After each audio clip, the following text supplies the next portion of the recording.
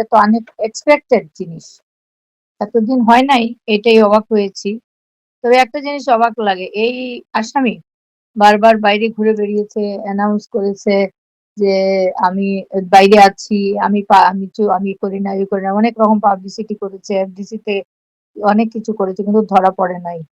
এবার মাশাআল্লাহ এয়ারপোর্টে আসলো, সে কোথায় যাচ্ছিল, ও ধরা পড়লো। তো বাইরে যখন ওরা ওপেন হাঁটে, ওরা ধরা পড়ে না কেন? আমার ১ নম্বর, ২ নম্বর, ৩ নম্বর আসামি গেল, এখনো আসলো না, ধরা হয় নাই। ৪ নম্বর ধরা পড়েছে। এবার আমি আশা করি ওরা ধরা পড়বে এবং বিচারের কাজটা শুরু হবে এবং এটা সুন্দর সুষ্ঠুভাবে শেষও হবে।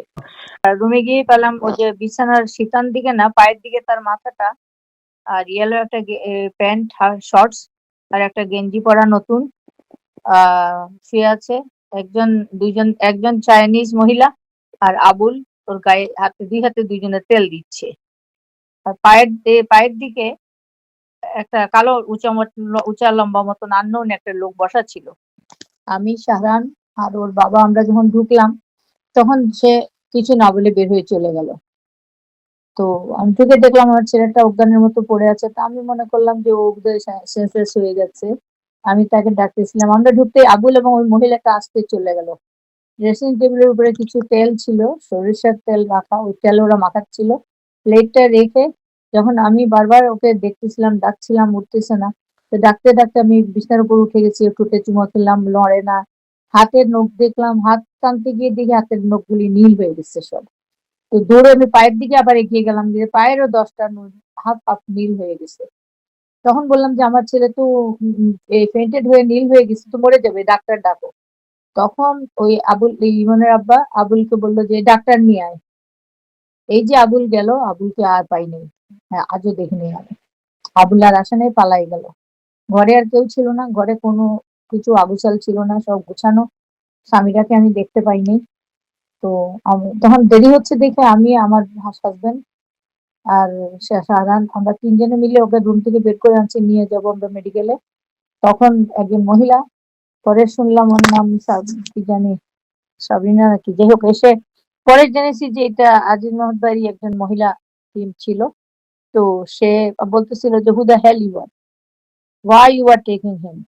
তখন আমি জিজ্ঞেস করছি যে who the hell you are, I am the mother, আমি ওর মা, আমি ওকে নিয়ে যাচ্ছি, সরো তুমি, বলে সরাই দিয়ে আমরা ৩ জন আসছি। আসার পর লিফটে উঠলাম, লিফট তো নিচে নামে না, লিফট নিচে আটকে রাখছে কেউ। তারপর অনেকক্ষণ পরে লিফট ছাড়লো, তারপর নেমে একটু নিয়ে গেলাম মেডিকেলে, হলি ফ্যামিলিতে। সুস্থ জীবন, সুন্দর পৃথিবী। হলি ফ্যামিলিতে গেলাম, ওরা বললো এখানে আমাদের করার কিছু নাই, উনি উনি উনি তো অনেক আগে উনি তো, ওনাকে আমাদের করার কিছু নাই, ওনাকে বাড়ি অ্যাম্বুলেন্স রাখা আছে, আপনি নিয়ে যান ঢাকা মেডিকেলে। আমি বললাম ঢাকা মেডিকেলে কেন, আমার ছেলে মরে যাচ্ছে, তোমরা আগে চেক করো। কেউ এসে হাত দিল না, একটা লোকও ছিল না। একটা মেডিকেল, হলি ফ্যামিলি অনেক নাম করা জায়গা, এখানে অনেক রুগী থাকে, অনেক ডাক্তার থাকে, কেউ ছিল না। একটা লোক ভিতরে বসা ছিল, ওকে ধরে আনলাম। যাই হোক, পরে ওখান থেকে বাদল খন্দকারকে পেলাম বিল্ডিং এর নিচে ওর বাসায়, জোর করে ওকে উঠে আনছিলাম। তো হলি ফ্যামিলিতে আসার পরে সে পালাই গেছে, তাকে আর পাইনি। তো ওখান থেকে আমরা স্ট্রেচার দিয়ে, ওরা ফটাফট গাড়িতে তুললো, অ্যাম্বুলেন্সে তুললো, তুলে নিয়ে আসলাম। এই পিছনে আমার হাজবেন্ড তার গাড়ি নিয়ে চলে আসলো ঢাকা মেডিকেল পর্যন্ত। এসে তো ওই স্ট্রেচার নামাই দিয়ে অ্যাম্বুলেন্স পয়সা না নিয়ে চলে গেছে, কোনো পয়সা নেয় নাই, কোনো কথাও বলে নাই। পরে জানছিলাম যে হলি ফ্যামিলিতে নাকি তখন ওই আমরা এই ইদানিং কালে কেউ বলছিল যে একজন ডাক্তার অথবা কেউ ওখানকার কোনো কর্তৃপক্ষ, যে ৮-১০টা লোক দিয়ে নাকি জিজ্ঞেস করছে যে একজনের সালমান শাহর লাশ আসছে এখানে। বলে না, এরকম কেউ তো আসে নাই, কোনো কেউ আসে নাই। বলে না, আসবে আসবে, আপনারা অপেক্ষা করেন। তারা কেমনে জানতো যখন লাশ যাবে, আর সালমান শাহ লাশ হয়ে গেছে? মেডিকেলে যখন নিয়ে গেলাম তখনও ডাক্তার আসে না। ডাক্তারকে আমি জোর করে পোস্ট এততে ধরে টেনে, যে মারার মতন আমি ঝুঁকি ঝাঁকি করে আনছি ওকে। ও এসে গায়ে হাত না দিয়ে বললো উনি তো অনেক আগেই চলে গেছে, মারা গেছে, ওকে বাইরে নিয়ে যান, এখানে কোনো ট্রিটমেন্ট দেওয়া হবে না। ওখান থেকে মেডিকেলে নিয়ে গেল তারা, পোস্টমর্টমে কোনো কোনো এক্সরে না, কোনো রিপোর্ট না, কিচ্ছু না, ইসিজি করতে হয়, করলো না। যাক, এটা আর এখন বলে লাভ নেই, আমার শরীর অসুস্থ। আমার ১১ জন আসামির দাবি, ৮০ আসামিকে গ্রেফতার করা বাঞ্ছনীয় এবং অতি দ্রুত। ১, ২, ৩, ১ নম্বর আসামি গ্রেফতার হয়নি, তার মা, তার বাবা, তার স্বামী মোস্তাক, যে আমার ছেলের ঘরে নষ্ট করে তাকে বিয়ে করছে। এসব কারণেই তো গন্ডগোল হইছে। হ্যাঁ, আমি এই সরকারের প্রতি আস্থাবান। আমার মনে হচ্ছে যে হবে এখন। কারণ সে এই লোকটা কিন্তু স্বার্থপর না মনে হচ্ছে। যে প্রেসিডেন্টের ছেলে সে। সে তো রাস্তার থেকে এমনি আসে নাই। সে একজন প্রেসিডেন্টের ছেলে, প্রেসিডেন্ট তো ন্যায় নিষ্ঠাবান ছিলেন। প্লাস তার ভাই মারা গেছে, তার মা কষ্ট পাইছে আমার মতো। সেম আমার মতন ফ্যামিলি তাদের। ভুক্তভোগী। আমরা ভিকটিম সব দিক থেকে। আল্লাহ তাকে প্রেসিডেন্ট বানিয়ে দিয়েছে মনে হয় মানুষের উপকারের জন্য।